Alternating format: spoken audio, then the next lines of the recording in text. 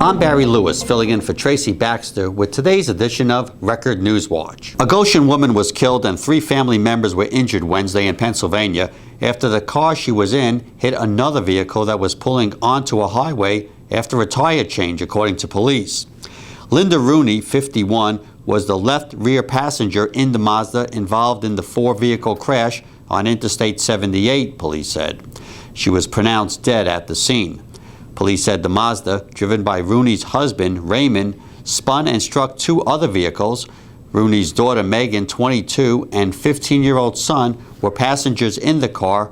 All 3 suffered moderate to minor injuries and were transported to Lehigh Valley Hospital. State police in Pennsylvania are investigating. A private funeral will be held Friday at West Point for an Army officer killed in a suicide bombing last week in Afghanistan. Major Thomas Kennedy, 35, a native of Rockland County, graduated in 2000 from the U.S. Military Academy. He was one of 4 Americans killed, along with an Afghan civilian, when an insurgent detonated a suicide vest on August 8th. A funeral mass at the Cadet Chapel will be followed by burial at the Post Cemetery at West Point. Firefighters from several departments worked to free a driver after his car crashed into a utility pole on Silver Lake Scotchtown Road by Mud Mills Road in the town of Wallkill about 11:30 a.m. Thursday. The driver had to be extricated from his car. Down wires electrified the guardrail, according to scanner reports.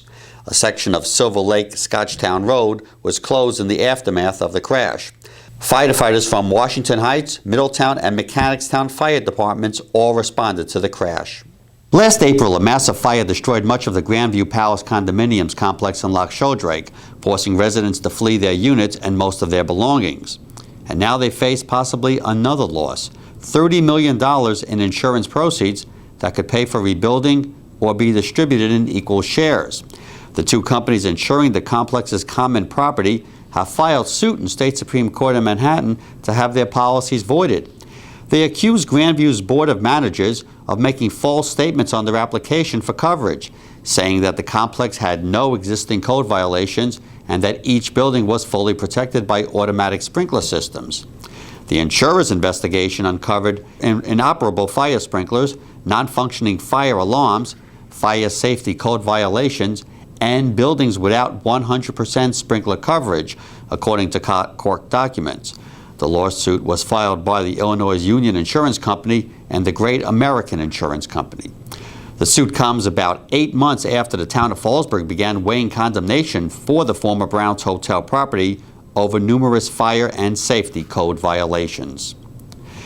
Happy birthday to you. Carl Henschel of Lumberland took a big breath before blowing out his candles at his 105th birthday party Wednesday at the Senior Center in Glen Spey. Henschel was born in Germany and immigrated to the U.S. in 1923. For 40 years, he worked for New York Life Insurance Company, and during World War II served as a link trainer instructor. On his 100th birthday, when asked the secret to his longevity, Herschel said, "Whiskey and women." The jam-packed 4-day Hudson Valley Jazz Festival kicks off Thursday. The Courtyard and the Warwick Village Green, both on Railroad Avenue in Warwick, will host the first shows starting in the afternoon and going into the evening.